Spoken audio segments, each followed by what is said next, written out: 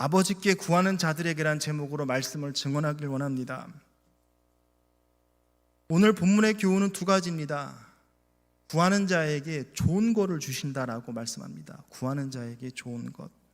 그래서 계속해서 기도하라라고 우리에게 말씀하는 것입니다. 계속해서 주님 안에 기도해야 한다라는 것을 우리에게 교훈하는 것인데, 우리는 끊임없이 주님 앞에 매진하고 의지하고 신뢰해야 할 것입니다. 예수님의 말씀에 온전히 순종할 때 역사함이 있습니다. 나만 장군에게 요단강에 7번 담그라고 했을 때 6번까지 한 사람이 가장 억울할 것입니다. 변화가 없기 때문이겠죠. 물도온 하인들, 예수님의 첫 번째 이적을 보더라도 하인들이 그 아구까지, 6항아리의 아구까지 채우지 아니하면 역사가 일어나지 않습니다. 하나님께서 구하는 자에게 좋은 것을 준다고 했습니다. 그러나 중간에 포기하고 영으로 시작해서 육으로 끝나면 안 될 것입니다. 먼저 첫째, 하나님께서 구하는 자에게 좋은 것을 준다라고 말씀하셨습니다. 이때의 좋은 것은 하나님이 보시기에 최상의 것, 최선의 것을 주신다라고 말씀하신 것입니다. 구하는 자, 기도하는 자에게 주님께서 준비하신 최상의 것을 주신다라고 약속하십니다. 하나님의 일하시는 패턴이 있습니다. 방법이 있습니다. 먼저 에덴 동산을 마련해 주십니다.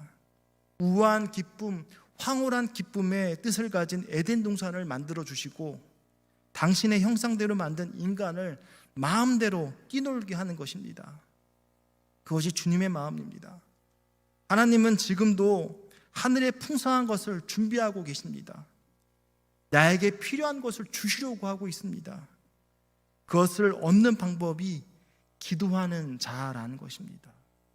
본문 7절에 보면 구하라 그리하면 너에게 주실 것이요, 찾으라 그리하면 찾아낼 것이요, 문을 두드리라 그리하면 너에게 열릴 것이니 구하는 이마다 받을 것이요, 찾는 이는 찾아낼 것이요, 두드리는 이에게는 열릴 것이니라. 받아냅니다. 찾아냅니다. 열린다는 것입니다. 이 모든 것이 구하는 자, 기도하는 자에게 주님이 준비하고 있다라는 것입니다. 그 거인의 어깨에 올라타면 되는 것입니다. 거인의 어깨에 올라타라. 이 말은 아이작 뉴턴이 한 말입니다. 내가 만약 다른 이보다 멀리 볼 수 있었다면 그것은 거인들의 어깨에 올라섰기 때문이다. 이 세상에서 가장 미련한 사람이 있다면 거인들이 만들어낸 수천 년에 걸쳐서 남긴 업적에 대해서 내가 처음 다시 하려고 하는 사람이 있다라는 것입니다. 예를 들어 보겠습니다. 불을 피우려고 하면 라이터나 성냥이 있으면 됩니다. 그런데 그거를 볼록 렌즈를 이용하고 부싯돌을 이용하고 나무와 나무를 비벼서 불씨를 만들려고 하는 것은 어리석은 것입니다. 우리는 거인들이 만들어 놓은 어깨에 올라타면 되는 것입니다. 스티븐 잡스가 창조력은 이렇게 말했습니다. 상상력이고 있는 것을 연결하는 것이다. 있는 것이라고 했습니다. 우리는 알아야 합니다. 창의력은 없는 것을 만들어내는 것이 아니라는 것입니다. 창조력은 연결의 힘인 것입니다. 거인들이 만들어 놓은 것을 연결할 수 있는 힘이라는 것입니다. 그 어깨에 올라타는 것입니다. 파도를 내가 일으킬 필요가 없습니다. 파도는 주님이 보내십니다. 윈드서핑하듯 파도를 타는 법을 알면 되는 것입니다. 교회의 부흥과 성장, 감독님이나 교회 중직자들이 교회 부흥을 원하는 것보다 우리 주님이 더 원하십니다.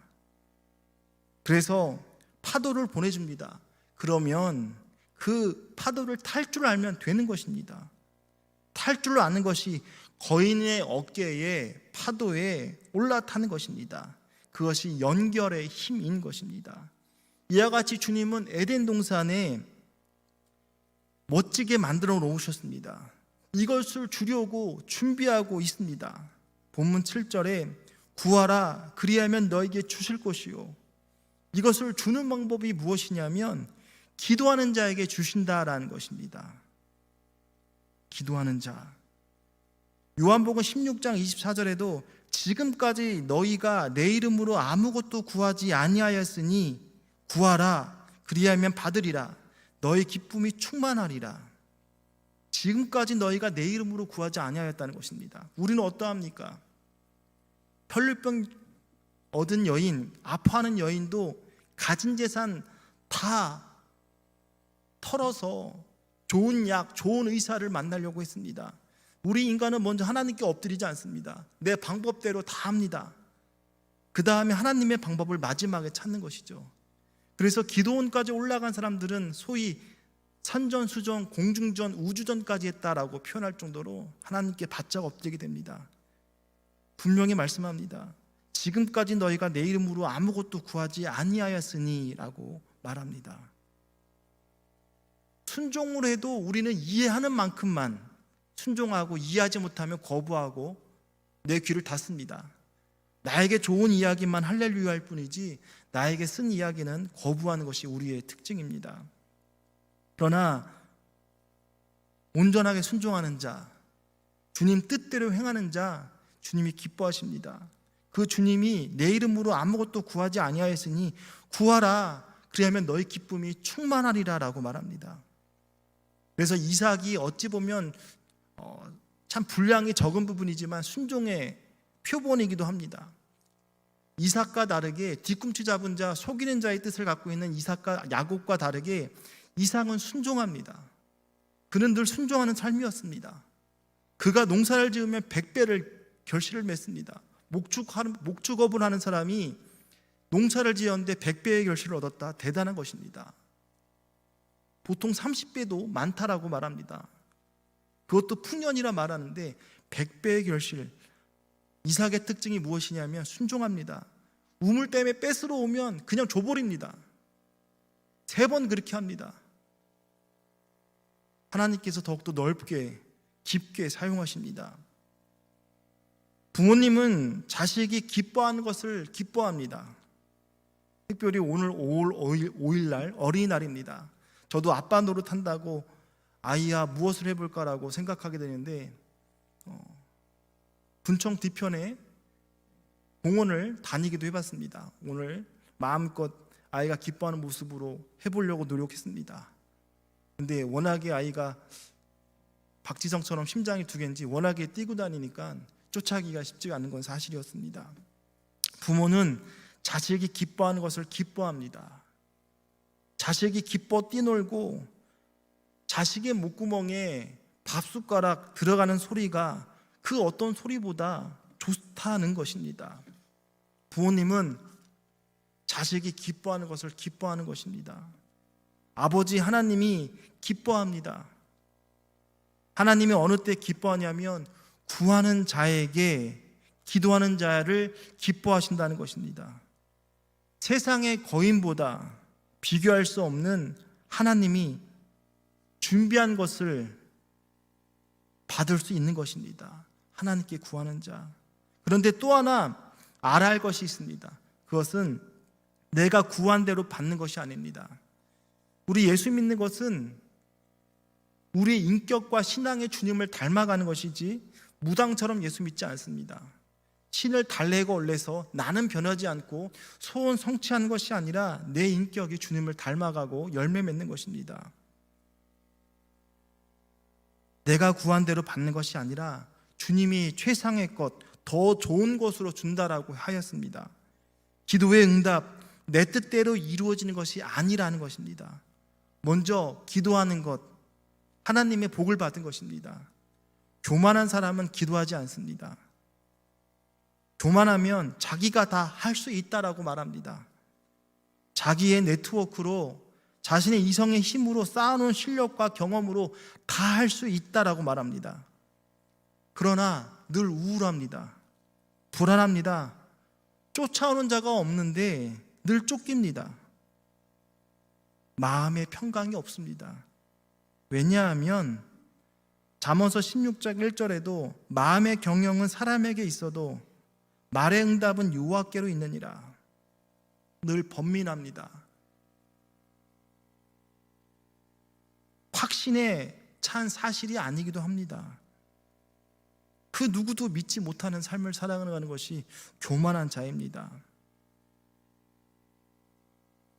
기도는 겸손하기 때문에 주님을 의지하는 것입니다. 사실 기도하는 자가 똑똑한 사람입니다. 왜냐하면 자신의 삶을 분석합니다. 분해합니다. 이 조립된 것을 하나하나 분해하면서 이 결함에 대해서, 문제에 대해서 원인을 찾습니다. 하나님께 신뢰하고 의지합니다. 그래서 다시 조합합니다. 기도하는 자는 어찌 보면 하나님의 지혜로 그 모든 것을 해결할 수 있다는 것을 아는 자입니다. 하나님의 은혜를 경험한 자가 기도하는 것입니다. 기도하면 받습니다. 그런데 내 방식대로 받는 것이 아니라 기도하는 자에게 좋은 것으로 주신다라고 했습니다. 11절에, 본문 11절에 너희가 악한 자라도 좋은 것으로 자식에게 줄 줄 알거든 하물며 하늘에 계신 너희 아버지께서 구하는 자에게 좋은 것으로 주시지 않겠느냐. 구하는 자에게 준다라는 것입니다. 기도하는 자에게 좋은 것을 준다는 것입니다. 어떤 사람은 말합니다. 목사님, 기도하는데 이루어지지 않습니다. 낙심합니다.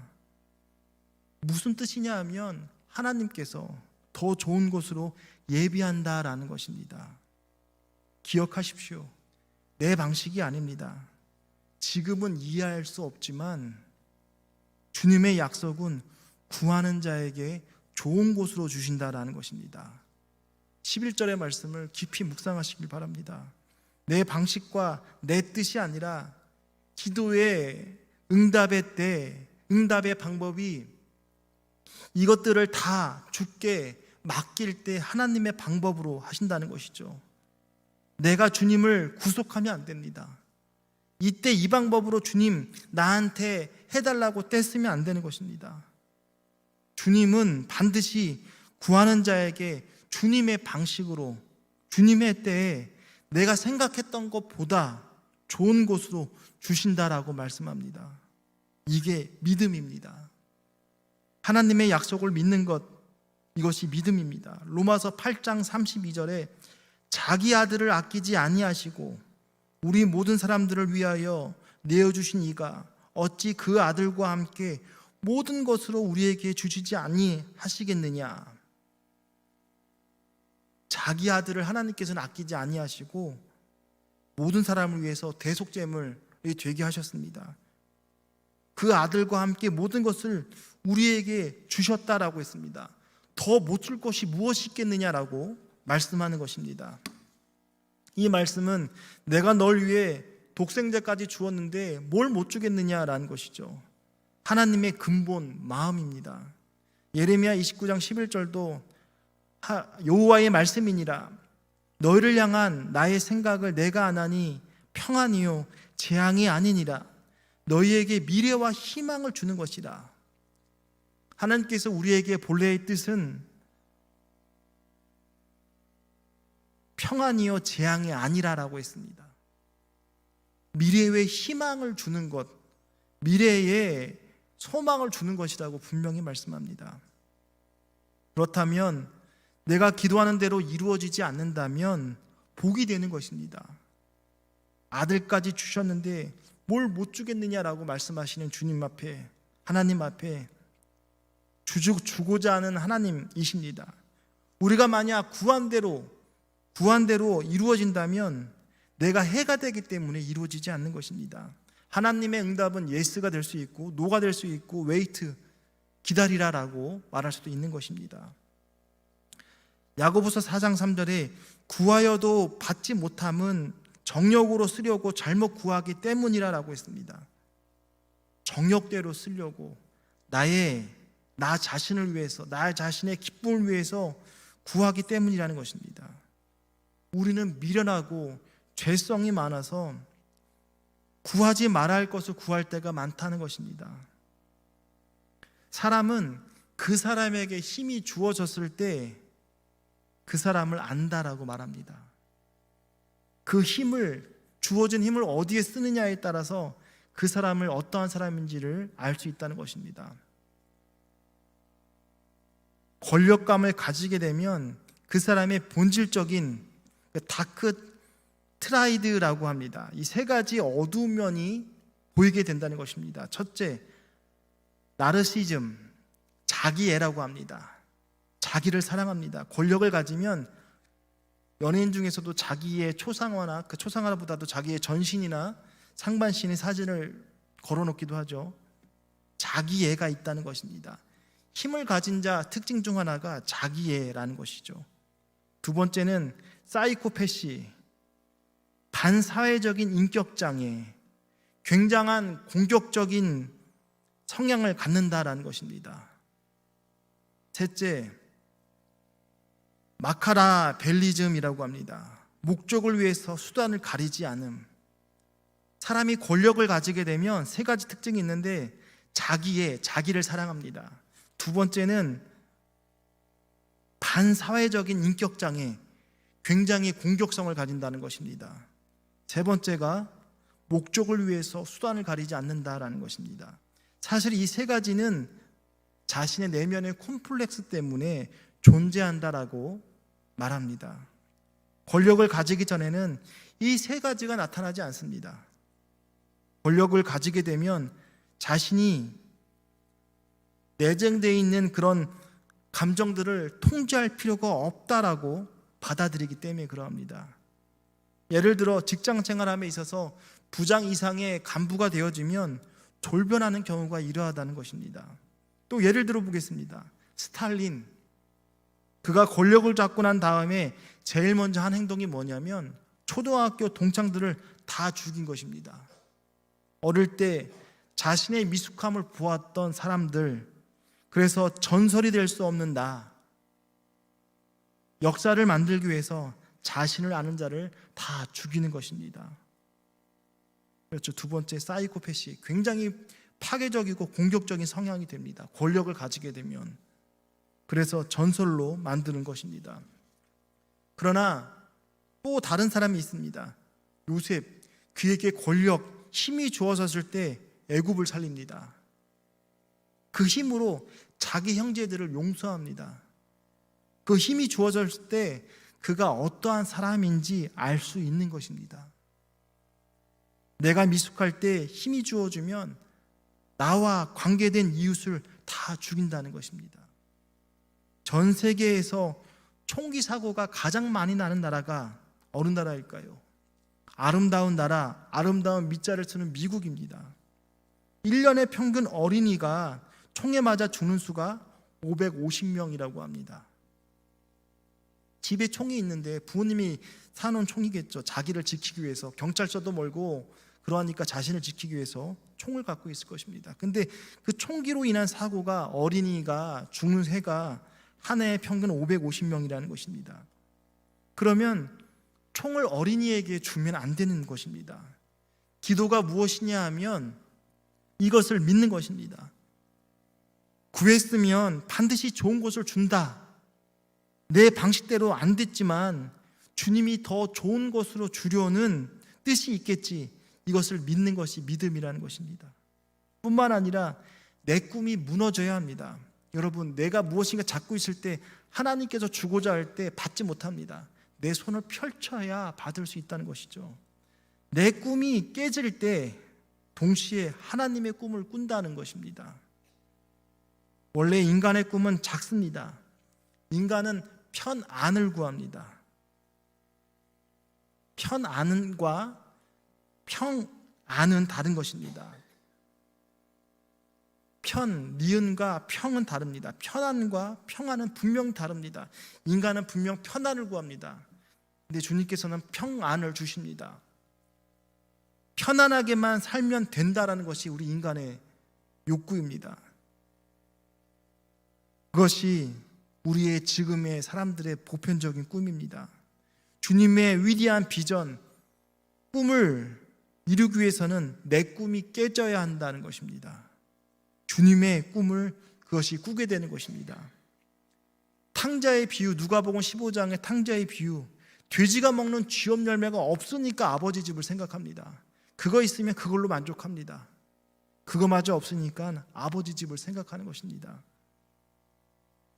이것이 깨진 꿈의 축복이 될 수 있습니다. 야곱이 사랑했던 아들 요셉과 베냐민입니다. 인간이 사랑이 얼마나 미숙하냐 하면 요셉에게만 색동옷을 입힙니다. 그 결과 요셉은 구덩이에 빠집니다.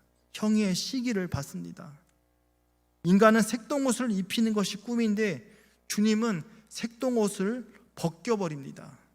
오히려 광야로 내보냅니다. 주님이 더 옳습니다. 그가 애굽의 총리 대신이 되어 애굽을 살리고 이스라엘 민족을 형성하게 되는 사람이 됩니다. 하나님의 뜻이 내 뜻보다 더 옳다라는 것입니다. 기도할 때 이것을 믿어야 하는 것입니다. 고린도후서 12장에 바울의 육체의 가시 문제가 있습니다. 그것 때문에 간절히 기도했습니다. 이것을 위해 끊임없이 3번 기도했다라고 했습니다. 이때 3번은 1, 2, 3, 3번이 아닙니다. 완전수입니다. 끊임없이 자신의 약함을 위해서 기도했습니다. 자신의 약함을 위해서 끊임없이 기도했다는 것입니다. 간이 저리도록 간절하게 기도했다는 것이죠. 바울은 병이 낫는 것이 내 뜻이지만 주님의 뜻은 안 낫게 하는 것이 주님의 뜻을 이루는 것이었습니다. 그 대신 의사 누가를 동역자로 붙여서 평생 바울을 돌보게 하십니다.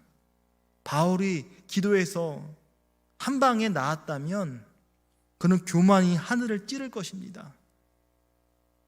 바울의 바울됨은 그의 약함입니다. 자동차가 달릴 수 있는 이유는 브레이크가 있기 때문에 그러합니다. 내가 기도하면 된다 이루어지지 않기 때문에 바울이 약함이 있기 때문에 누가의 소중함을 아는 것입니다. 옆에서 도와주는 소중함을 느끼는 것입니다. 그래서 그가 깨달은 것이 아픔이 있는 것이 나에게 복이며 그리스도의 능력이 내게 머물고 있구나라는 것을 알게 되는 것입니다. 축복은 정거장 지나가면 안 됩니다. 축복과 능력은 머물러야 합니다. 하나님의 뜻이 있어야 축복이, 능력이 임하게 됩니다. 그런데 인간은, 미련한 사람들은 그것을 발로 차버립니다. 교만해서 복이 떠납니다. 여러분 잊지 마십시오. 교만이 제일 무서운 것입니다. 축복이 정거장이 아니라 머물기 위해서는 겸손해야 합니다. 바울이 그것을 깨달은 것입니다. 그리스도의 능력, 내게 머물기 위해서 약함을 주신다라는 것입니다. 우리는 주님 앞에 주여 나는 아무것도 아닙니다. 겸손할 때 가장 강하다는 것입니다. 겸손할 때 가장 강한다는 것입니다. 사람이 교만하게 되면 약점이 보이기 시작합니다. 그러나 겸손하면 약점이 가려지고 보이지 않는 것입니다. 그때가 주의 축복과 능력이 머물고 있다라는 것입니다. 저는 육신적으로 컨디션이 좋지 않으면 목으로 옵니다. 목이 잠기고 목이 너무나 아프고 열이 납니다. 너무 힘들면 기도하게 됩니다. 목을 붙잡고 기도합니다. 주님 살려달라고. 말을 해야 되는데 말하기가 너무 힘들고 쉽지 않다는 것입니다. 그래서 제가 항상 물을 가깝게 하고 무릎을 축이는 이유가 목이 붙지 않게 하려고. 성대도 또 그렇게 소리를 잘 지르지 못하는지 성대도 좀 약한 것 같습니다. 어쨌든 약할 때 주님을 더욱더 의지하고 기도합니다. 주님 나 좀 살려달라고. 힘들기 전에는 유창한 기도를 합니다. 유창한 기도. 그러나 약함이 올 때는 신음소리만 냅니다. 주님 아시죠? 너무 힘듭니다. 그때 몸에 전율이 일어나는 것입니다. 깨닫습니다. 내가 주의 은혜 없이 살 수 없지. 저도 질병이 많았습니다.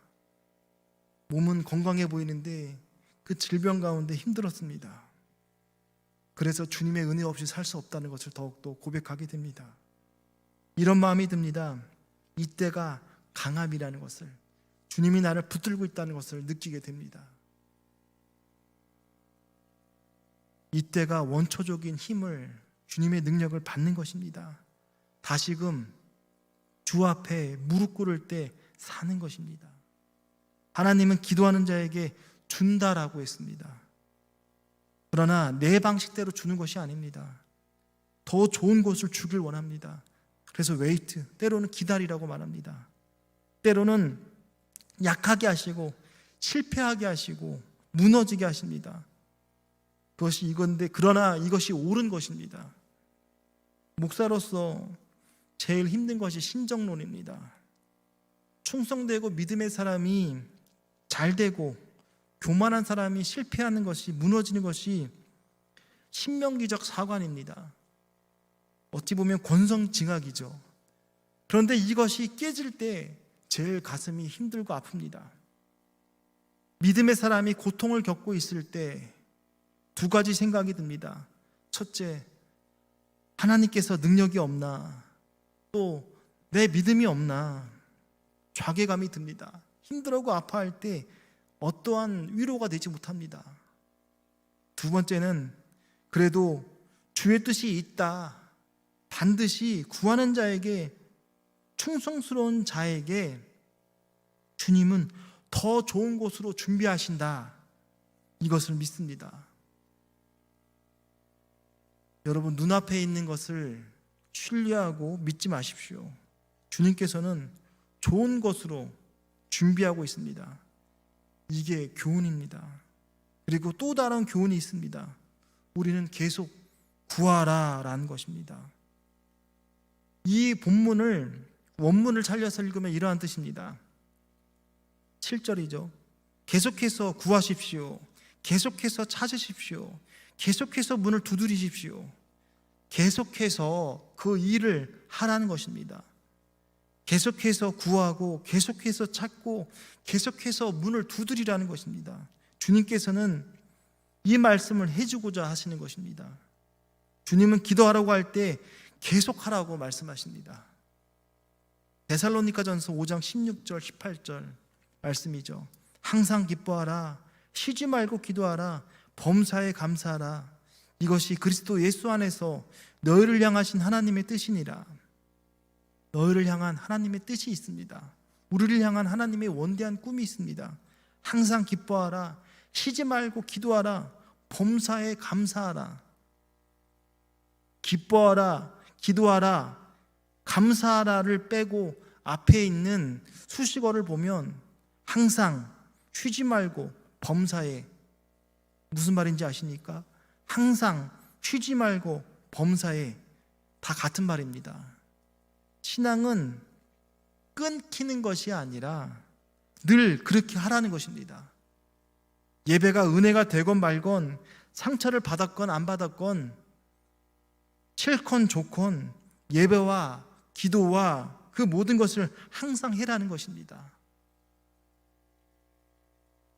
항상의 의미는 기도의 과정을 중요시하는 것입니다.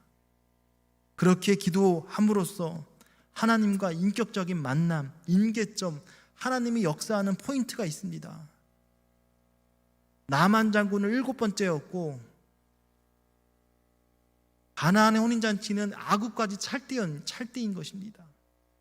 항상 주님 앞에 예배드리고 나아갈 때 하나님께서 우리를 만나주시고 말씀할 때가 있다는 것입니다. 기도는 거래가 아닙니다. 관계입니다. 하나님의 관계요, 교제라는 것입니다. 11절에 기도의 대상에 대해서 분명히 말합니다. 너희가 악한 자라도 좋은 곳으로 자식에게 줄 줄 알거든 하물며 하늘에 계신 너희 아버지께서 구하는 자에게 좋은 곳으로 주시지 않겠느냐. 기도의 대상이 아버지입니다. 하늘에 계신 너희 아버지께서 구하는 자에게 좋은 것을 주시지 않겠느냐 말씀을 맺고자 합니다. 7절의 말씀에 그렇게 말씀하셨습니다.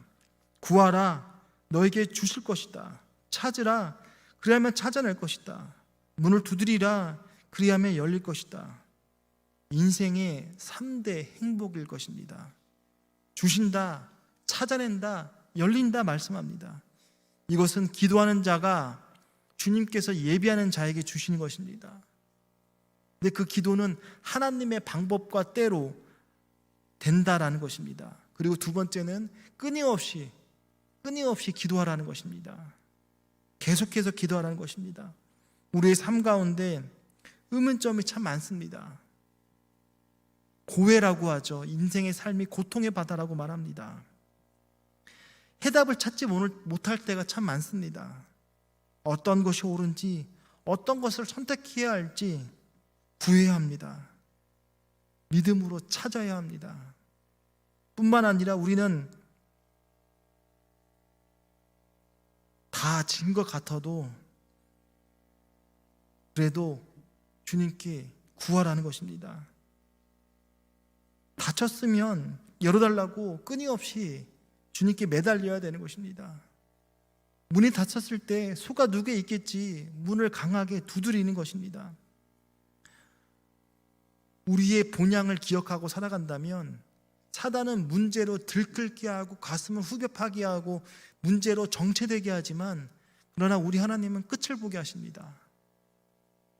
스데반 집사님이 하늘에 문이 열리는 것, 돌에 맞아 죽음을 당하는 순간에 그러했고, 예수님의 12제자 중에 사도 요한만큼 죽지 않고 사명을 다하는데 예수님의 제자들이 다 죽어가고 그 제자들의 따르는 자들도 다 죽어갈 때, 희망이 사라져갈 때 밤모섬에서 하나님께서 그를 하늘에 천국을 보게 하십니다. 천국을 그려지고 느끼게 하십니다. 소망을 주십니다. 우리의 삶이 문제로 갇히는 삶이 아니라 우리 주님은 끝을 보게 하신다는 것, 그렇기 때문에 우리는 계속해서 구해야 됩니다. 주님의 뜻이 이루어질 때까지 우리는 기도해야 됩니다. 미련한 자는 구하지 않는 것, 구해도 내 방식대로에 멈추는 것, 내가 이해한 대로만 받아들이는 것이 미련한 자의 모습입니다. 우리가 주님이 함께 하셨다면, 역사하셨다면 그 고백을 내 믿음에, 내 삶에 간직한 자라면 오늘과 내일을 맡기십시오. 어제도 주님 역사하셨는데 오늘도 함께 하신다는 것을 의심하지 않고 믿음에 굳게 서십시오. 요한복음 15장 4절에 너희가 나를 떠나서는 아무것도 할 수 없다는 사실을 깨닫고 주님께 붙어있기에 힘쓰는 저와 여러분이 되었으면 좋겠습니다. 기도하겠습니다. 주님 앞에 기도의 삶을 살기 원합니다. 내가 원하는 방법, 계획, 결과가 아니더라도 주님의 계획 속에, 섭리 속에 내가 있어야 할 것을 아시는 주님께 최상의 것을 준비하고 계신 그 주님을, 그 주님의 방법, 주님의 시점과 주님의 결과를 믿습니다. 기도가 거래가 아님을 알고 항상 주님 앞에 기쁘나 슬프나 언제나 주님을 찾게 하여 주옵소서. 그러는 가운데 임계점에 다다라서 주님이 주시는 견딜 수 없는 그 축복의 그물들을 마침내 하나님의 영광이 임하고 또 복의 근원되는 삶을 살게 주님 도와주옵소서.